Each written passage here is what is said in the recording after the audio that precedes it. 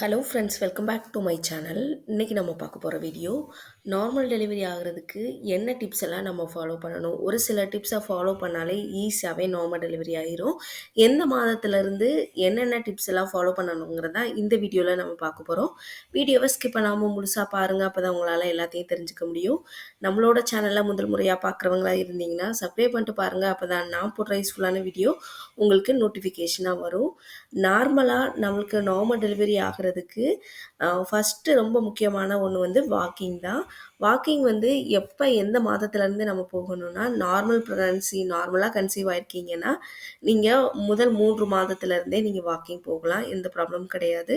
இப்போ ட்ரீட்மெண்ட் எடுத்தோ இல்லை ரொம்ப நாள் கழித்து கன்சீவ் ஆனவங்களோ வந்து டாக்டரை கன்சல்ட் பண்ணிட்டு தான் எல்லாமே செய்யணும். இப்போ நார்மலாக அல்லது 7வது மாதத்தில் இருந்து கூட நீங்கள் வாக்கிங் வந்து கண்டிப்பாக ஸ்டார்ட் பண்ணுங்கள். எப்படி வாக்கிங் போகணும்? நார்மலாக எல்லா இதை விட வாக்கிங் போனால் தான் எல்லா உறுப்புகளுக்குமே அந்த அசைவுங்கிறது ஏற்படும். நீங்கள் நல்லா நோட் பண்ணி பாருங்கள். இப்போ வாக்கிங் வந்து இப்போ 1/2 hour போகிறீங்கன்னா ஃபஸ்ட்டு ஒரு 5 மினிட்ஸ் ஸ்லோவாக போங்க. அதுக்கடுத்து ஒரு 5 மினிட்ஸ் அதை விட ஸ்பீடாக போங்க. அதுக்கடுத்த 5 மினிட்ஸ் வந்து அதை விட ஸ்பீடாக போங்க. திரும்பவும் கொஞ்சம் ஸ்லோவாக போங்க. அதை விட கொஞ்சம் ஸ்பீடாக, அதுக்கடுத்து அதை விட ஸ்பீடாக இப்படி போகும்பொழுது உங்களுக்கு வந்து ரொம்ப நம்மளால் நடக்கவே முடியாமல் போகாது. நீங்கள் அந்த நடக்கிறத வந்து ஈஸியாகவே கன்டினியூ பண்ணிக்கிட்டே இருக்கலாம். இதை வந்து ஒரு நாளைக்கு குறைஞ்சது 1 மணி நேரத்துலேருந்து 2 மணி நேரம் வாக்கிங் கண்டிப்பாக போகணும். காலையில் 1 மணி நேரம், ஈவினிங் 1 மணி நேரம் வாக்கிங் போகிறது ரொம்பவே நல்லது. நெக்ஸ்ட் நம்ம பார்த்தோன்னா இந்த கஷாயங்கள்னு சொல்லுவாங்க. கஷாயங்கள் வந்து சோம்பு கஷாயம், ஜீரக கஷாயம், இது 2 கஷாயங்கள் ரொம்ப முக்கியம். இதை தவிர முருங்கைத்தலை கஷாயமும் ரொம்ப முக்கியம். இந்த 3ம் தான் ரொம்ப முக்கியமான கஷாயங்கள்னு சொல்லுவாங்க.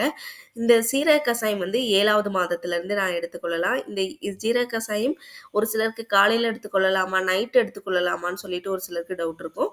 எப்போனாலும் உங்களுடைய விருப்பம் தான். காலையிலேயும் எடுத்துக்கொள்ளலாம், நைட்டும் எடுத்துக்கொள்ளலாம். அதே மாதிரி சோம்பு கஷாயம் 8வது மாதத்துலேருந்து தான் நம்ம எடுத்துக்கொள்ளணும். இதுவும் நம்ம காலையில் எடுத்துக்கொள்ளலாம், இல்லை நைட்டு தூங்கும்போது கூட நீங்கள் எடுத்துக்கொள்ளலாம். நெக்ஸ்ட் நம்ம பார்த்தோம்னா முருங்கைத்தலை கஷாயம். முருங்கைத்தலை கஷாயம் வந்து 5 மாதத்துலேருந்து நீங்கள் எடுத்துக்கொள்ளலாம். ஆனால் முருங்கைத்தலை கஷாயம் வந்து குறைஞ்சது ஈவினிங் 5 மணிக்குள்ளேயே நீங்கள் குடிச்சிடணும். அதுக்கு மேலே குடிக்கக்கூடாது. ஏன்னா இது செரிமானம் ஆகிறதுக்கு ரொம்ப லேட் ஆகும். ஒரு சிலருக்கு அது நெஞ்சு கரிக்கிறது இந்த மாதிரி பிரச்சனைகள் வந்து உருவாகும். ஸோ என்னை பொறுத்தளவு இந்த முருங்கைத்தலை கஷாயம்னா காலையிலே எடுத்துக்கொள்வது ரொம்பவே நல்லது.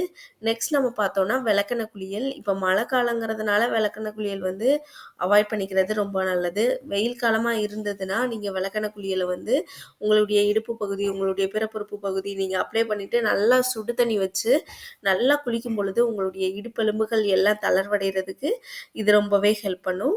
நெக்ஸ்ட் நம்ம பார்த்தோம்னா எக்ஸசைஸ் வந்து நம்ம எந்த மாதத்துலேருந்து நம்ம ஃபாலோ பண்ணணும் நம்ம பார்த்தோம்னா 3 எக்ஸசைஸ் வந்து ரொம்ப முக்கியமான எக்ஸசைஸ்.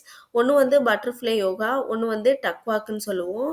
நெக்ஸ்ட் நம்ம பார்த்தோன்னா வாக்கிங்கு அல்லது ஸ்குவாட்டிங் எக்ஸசைஸ்ன்னு சொல்லுவோம். இந்த 3ம் தான் ரொம்பவே முக்கியமானது. ஸ்குவாட்டிங் எக்ஸசைஸ் வந்து 8வது மாதத்துலேருந்து நம்ம ஃபாலோ பண்ணணும். பட்டர்ஃப்ளை யோகாவும் 8வது மாதத்துலேருந்து தான் நம்ம ஃபாலோ பண்ணணும். டக் வாக் வந்து நீங்கள் 7வது மாதத்துலேருந்தோ 8வது மாதத்துலேருந்து கூட நீங்கள் ஃபாலோ பண்ணலாம். இது எல்லாமே வந்து ஒரே நாளில் அப்படியே 100 டைம் 200 டைம் பண்ணாமல் ஒரு 1 hour ஒன்ஸ் வந்து கேப் விட்டு பண்ணுறது இன்னுமே ரொம்பவே நல்லது. உங்களுக்கு அந்த கால் வலி வந்து இருக்காது.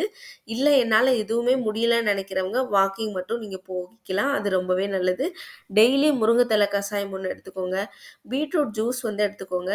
ஒரு சிலருக்கு சுகர் இருக்கிறவங்க மட்டும் உங்களுடைய டாக்டரை கன்சல்ட் பண்ணிவிட்டு எடுத்துக்கொள்கிறது ரொம்பவே நல்லது.